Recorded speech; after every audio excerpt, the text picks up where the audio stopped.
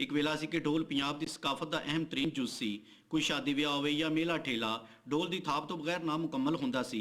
पर हुण सूरत हाल कदरे मुख्तलिफ है। फिर भी पिंडां विच अज भी किधरे किधरे ढोल की आवाज़ सुनाई दे जाती है।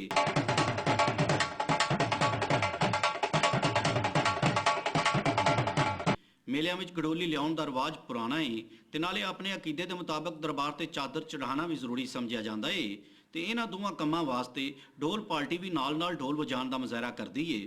ਘੋੜੇ ਦਾ ਡਾਂਸ ਹੋਵੇ ਜਾਂ ਦੇਸੀ ਖੇਡ ਢੋਲ ਵਜਾ ਕੇ ਹਾਜ਼ਰੀਨ ਦੇ ਖੂਨ ਨੂੰ ਗਰਮਾਇਆ ਜਾਂਦਾ ਹੈ ਤੇ ਨਾਲੇ ਸ਼ਾਦੀ ਵਿਆਹ ਦੇ ਵੇਲੇ ਮਹਿੰਦੀ ਕੱਢਣੀ ਹੋਵੇ ਜਾਂ ਬਾਰਾਤ ਦੀ ਰਵਾਨਗੀ ਹੋਵੇ, ਮੇਲੇ ਤੇ ਧਮਾਲ ਪਾਉਣ ਦਾ ਮੰਜ਼ਰ ਹੋਵੇ ਜਾਂ ਭੰਗੜਾ ਡਾਂਸ, ਢੋਲ ਦੀਆਂ ਮਖਸੂਸ ਧੁਨਾਂ ਲੋਕਾਂ ਅੰਦਰ ਗਰਮਾਹਟ ਪੈਦਾ ਕਰਦੀਆਂ ਨੇ।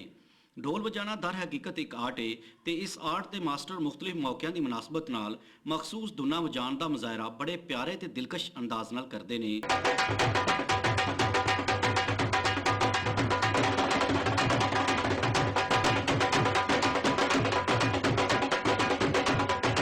इन्हां चों कोई तो अपने फन च इतने माहिर ने कि वो अपने गले च ढोल पा के इनू गमान के नाल वजाण का मुजाहरा भी करते हैं तो कुछ इस तो एक कदम अगे वध के ढोल की तंदी नू अपने मूँह दबोच के गमाते भी ने ते वजाते भी ने।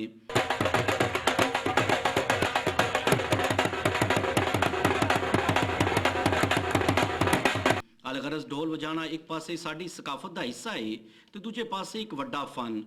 पर यह फन सरप्रस्ती ना होने की वजह तो सिर्फ मेलियां ते देसी खेडों तक महदूद होकर रह गया है तो जरूरत इस अमर की है कि हुकूमत या कोई अदारा अगे वध के इस फन नाल वाबस्ता लोगों की सरप्रस्ती करे ताकि ढोल दियां खूबसूरत धुनां साडा दिल लुभांदियां रहन। कैमरामैन साकिब इकबाल सनी नाल सफदर इकबाल वड़ैच, अपना न्यूज़ मंडी बहाउद्दीन।